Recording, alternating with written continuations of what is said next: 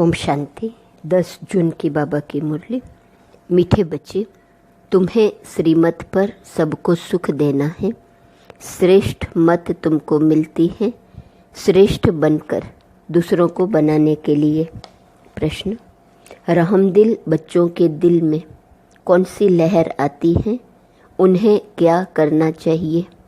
उत्तर: जो रहमदिल बच्चे हैं उनकी दिल होती है हम गांव गांव में जाकर सर्विस करें। आजकल बेचारे बहुत दुखी हैं, उनको जाकर खुशखबरी सुनाएं कि विश्व में पवित्रता, सुख और शांति का दैवी स्वराज्य स्थापन हो रहा है। यह वही महाभारत लड़ाई है। बरोबर उस समय बाप भी था, अभी भी बाप आया हुआ है। ओम शांति। मीठे मीठे बच्चे, यहाँ बैठे हो तो यह जरूर समझते हो कि हम हैं ईश्वरीय संतान। जरूर अपने को आत्मा ही समझेंगे। शरीर हैं तब उन द्वारा आत्मा सुनती है। बाप ने यह शरीर लोन पर लिया है तब सुनाते हैं। अभी तुम समझते हो हम हैं ईश्वरीय संतान व संप्रदाय, फिर दैवी संप्रदाय बनेंगे। स्वर्ग के मालिक होते ही हैं देवताएं। हम फिर से 5000 वर्ष पहले माफिक दैवी स्वराज्य की स्थापना कर रहे हैं। फिर हम देवता बन जाएंगे। इस समय सारी दुनिया, भारत खास और दुनिया आम, सब मनुष्य मात्र एक दो को दुख ही देते हैं। उन्हों को यह भी पता नहीं है कि सुख दाम भी होता है। परमपिता परमात्मा ही आकर सबको सुखी शांत बना देते हैं। यहाँ तो घर घर में एक दो को दुख ही देते हैं। सारे विश्व में दुख ही दुख है। अभी तुम बच्चे जानते हो बाप हमको 21 जन्मों के लिए सदा सुखी बनाते हैं। कब से दुख शुरू हुआ है, फिर कब पूरा होता है, यह और कोई की बुद्धि में चिंतन नहीं होगा। तुमको ही यह बुद्धि में है कि हम बरोबर ईश्वरीय संप्रदाय थे। यूं तो सारी दुनिया के मनुष्य मात्र ईश्वरीय संप्रदाय हैं। हर एक उनको फादर कह बुलाते हैं। अब बच्चे जानते हैं शिव बाबा हमको श्रीमत दे रहे हैं। श्रीमत मशहूर है, ऊंचते ऊंच भगवान की ऊंचते ऊंच मत है। गाया भी जाता है उनकी गतमत न्यारी। शिव बाबा की श्रीमत हमको क्या से क्या बनाती है। स्वर्ग का मालिक और जो भी मनुष्य मात्र हैं वह तो नर्क का मालिक ही बनाते हैं। अभी तुम हो संगम पर, यह तो निश्चय है न। निश्चय बुद्धि ही यहाँ आते हैं और समझते हैं बाबा हमको फिर से सुखधाम का मालिक बनाते हैं। हम ही 100% पवित्र गृहस्थ वाले थे, यह स्मृति आई है। 84 जन्मों का भी हिसाब है न, कौन कौन कितने जन्म लेते हैं। जो धर्म बाद में आते हैं उन्हों के जन्म भी थोड़े होते हैं। तुम बच्चों को अब यह निश्चय रखना है हम ईश्वरीय औलाद हैं। हमको श्रेष्ठ मत मिलती है सबको श्रेष्ठ बनाने के लिए। हमारा वही बाबा हमको राजयोग सिखलाता है। मनुष्य समझते हैं कि वेद शास्त्र आदि सब भगवान से मिलने के रास्ते हैं और भगवान कहते हैं इनसे कोई भी मेरे साथ मिलता नहीं है। मैं ही आता हूँ तब तो मेरी जयंती भी मनाते हैं, परंतु कब और किसके शरीर में आता हूँ यह कोई नहीं जानते सिवाय तुम ब्राह्मणों के। अभी तुम बच्चों को सबको सुख देना है। दुनिया में सब एक दो को दुख देते हैं। वो लोग यह नहीं समझते कि विकार में जाना दुख देना है। अभी तुम जानते हो यह महान दुख है। कुमारी जो पवित्र थी उनको अपवित्र बनाते हैं। नरकवासी बनने के लिए कितना सेरेमनी करते हैं। यहाँ तो ऐसे हंगामे की कोई बात ही नहीं। तुम बड़ा शांति से बैठे हो, सब खुश होते हैं, सारे विश्व को सदा सुखी बनाते हैं। तुम्हारा नाम शिव शक्तियों के रूप में है। तुम्हारे आगे लक्ष्मी नारायण का तो कुछ भी मान नहीं, शिव शक्तियों का ही नाम वाला है। क्योंकि जैसे बाप ने सर्विस की है, सबको पवित्र बनाकर सदा सुखी बनाया है, ऐसे तुम भी बाप के मददगार बने हो। इसलिए तुम शक्तियाँ भारत माताओं की महिमा है। यह लक्ष्मी नारायण तो राजा रानी और प्रजा सब स्वर्गवासी हैं। वह बड़ी बात है क्या? जैसे वह स्वर्गवासी हैं, वैसे यहाँ के राजा रानी सब नरकवासी हैं। ऐसे नरकवासियों को तुम स्वर्गवासी बनाते हो। मनुष्य तो कुछ भी नहीं जानते हैं, बिल्कुल ही तुच्छ बुद्धि है। क्या क्या करते रहते हैं, कितनी लड़ाइयाँ आदि हैं, हर बात में दुखी ही दुखी हैं। सतयुग में हर हालत में सुख ही सुख है। अभी सबको सुख देने के लिए ही बाबा श्रेष्ठ मत देते हैं। गाते भी हैं श्रीमद् भगवानुवाच। श्रीमत मनुष्यवाच नहीं है। सतयुग में देवताओं को मत देने की दरकार ही नहीं।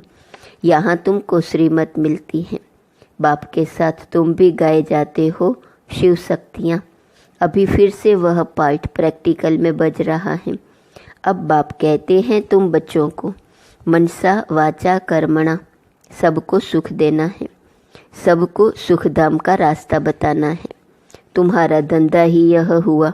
शरीर निर्वाह अर्थ पुरुषों को धंधा भी करना होता है। कहते हैं शाम के समय देवताएं परिक्रमा पर निकलते हैं। अब देवताएं यहाँ कहाँ से आए, परंतु इस समय को शुद्ध कहते हैं। इस टाइम पर सबको फुर्सत भी मिलती है। तुम बच्चों को चलते फिरते उठते बैठते याद करना है। बस कोई देहदारी की चाकरी आदि नहीं करनी है। बाप का तो गायन है द्रौपदी के पांव दबाए, इसका भी अर्थ नहीं समझते हैं। स्थूल में पांव दबाने की बात नहीं है। बाबा के पास बुढ़ियाँ आदि बहुत आती हैं। जानते हैं भक्ति करते करते थक गई है, आधा कल्प बहुत धक्के खाए हैं न, तो ये पैर दबाने के अक्षर को उठा लिया है। अब श्री कृष्ण पाँव कैसे दबाएंगे, शोभेगा? तुम श्री कृष्ण को पाँव दबाने देंगी? श्री कृष्ण को देखते ही उनको चटक पड़ेंगी। उनमें तो बहुत चमत्कार रहता है। श्री कृष्ण के सिवाय और कोई बात बुद्धि में बैठती ही नहीं। वही सबसे तेजोमय है। श्री कृष्ण बच्चे ने फिर मुरली चलाई, बात ही नहीं जचती। यहाँ तुम शिव बाबा से कैसे मिलेंगे? तुम बच्चों को बोलना पड़ता है, शिव बाबा को याद कर फिर इनके पास जाओ। तुम बच्चों को तो अंदर में खुशी रहनी चाहिए। हमको शिव बाबा सुखी बनाते हैं 21 जन्मों के लिए। ऐसे बाप के पिछाड़ी तो कुर्बान जाना चाहिए। कोई सपूत बच्चे होते हैं तो बाप कुर्बान जाते हैं, बाप की हर कामना पूरी करते हैं। कोई तो ऐसे बच्चे होते हैं जो बाप का खून भी करा देते हैं। यहाँ तो तुमको मोस्ट बिलव्ड बनना है, किसी को भी दुख नहीं देना है। जो रहम दिल बच्चे हैं उनकी दिल होती है हम गांव गांव में जाकर सर्विस करें। आजकल बेचारे बहुत दुखी हैं, उनको जाकर खुशखबरी सुनाओ कि विश्व में पवित्रता सुख शांति का दैवी स्वराज्य स्थापन हो रहा है। यह वही महाभारत लड़ाई है। बरोबर उस समय बाप भी था, अभी भी बाप आया हुआ है।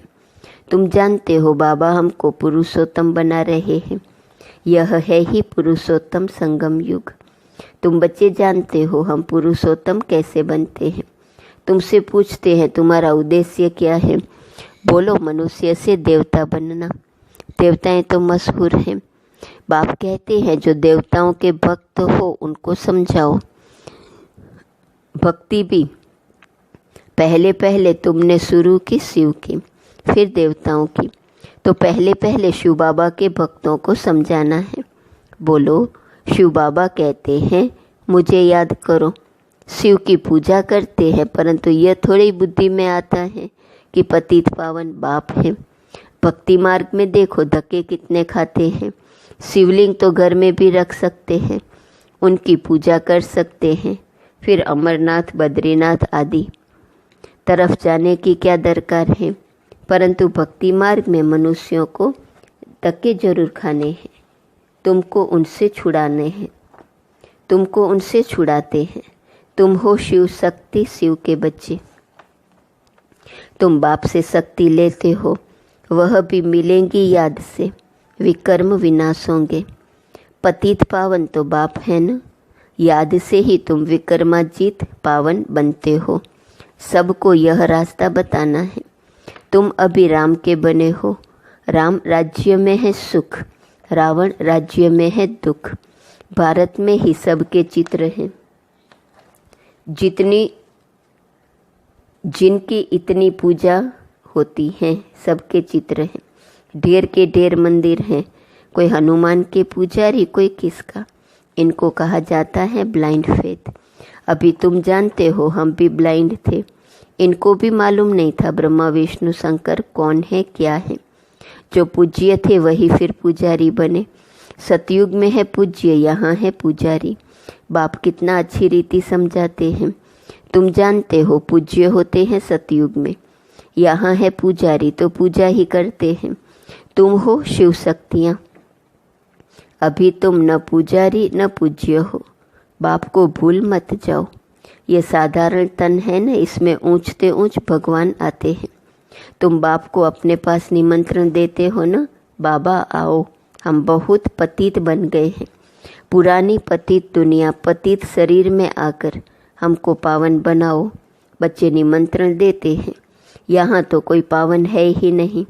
जरूर सभी पतितों को पावन बना कर ले जाएंगे न, तो सबको शरीर छोड़ना पड़े न। मनुष्य शरीर छोड़ते हैं तो कितना हाय दोष मचाते हैं। तुम खुशी से जाते हो। अभी तुम्हारी आत्मा रेस करती है, देखे कौन शिव बाबा को जास्ती याद करते हैं। शिव बाबा की याद में रहते रहते ही शरीर छूट जाए तो अहो सौभाग्य, बेड़ा ही पार। सभी को बाप कहते हैं ऐसा पुरुषार्थ करो।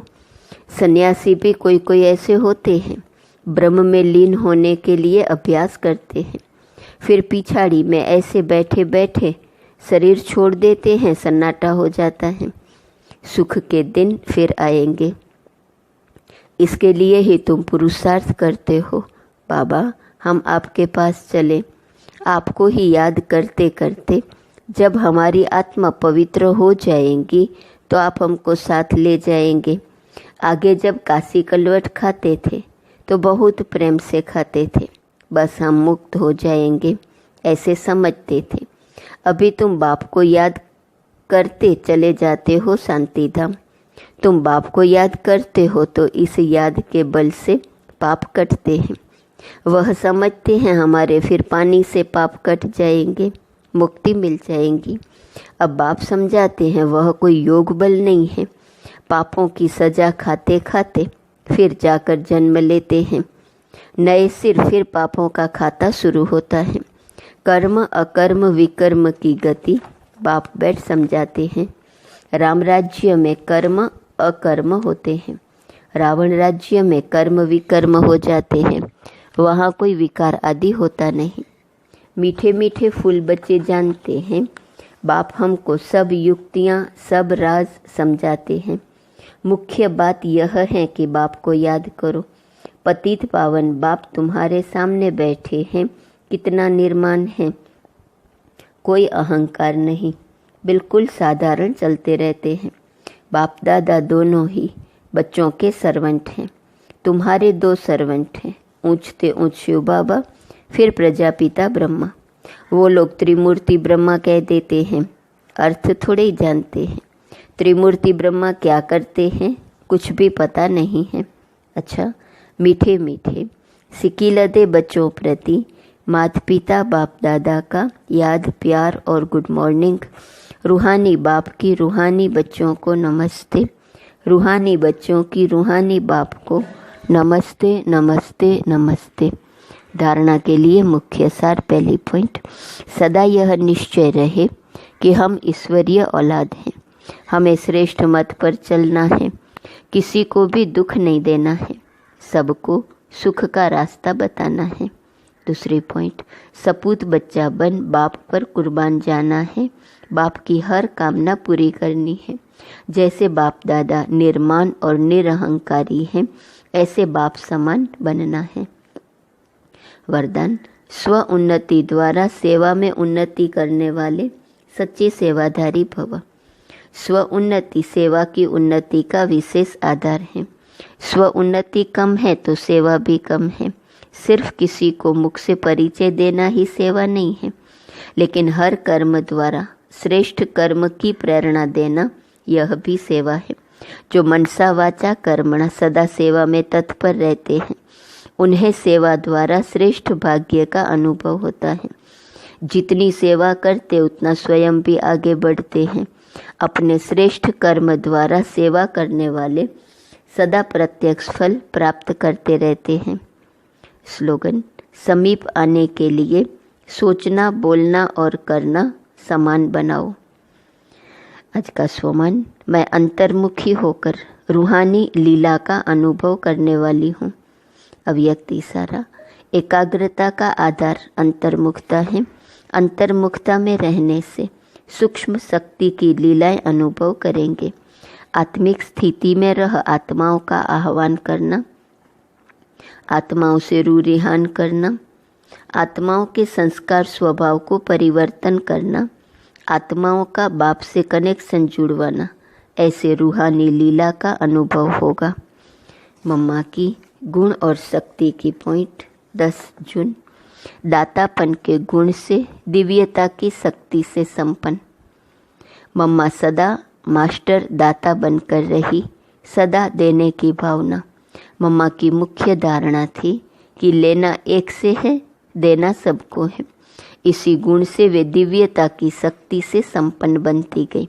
उनकी अगर कोई महिमा करता कि मम्मा आपने बहुत अच्छी मुरली चलाई, आपने हमें समय पर बहुत सहयोग दिया, तो मम्मा कभी भी उस महिमा को स्वीकार नहीं करती। सदा कहती प्रभु प्रसादे, मैं तो उनका प्रसाद बांट रही हूँ। इससे उनकी वाणी में दिव्यता झलकती थी। वह मैं और मेरेपन के भान से दूर रही। ओम शांति।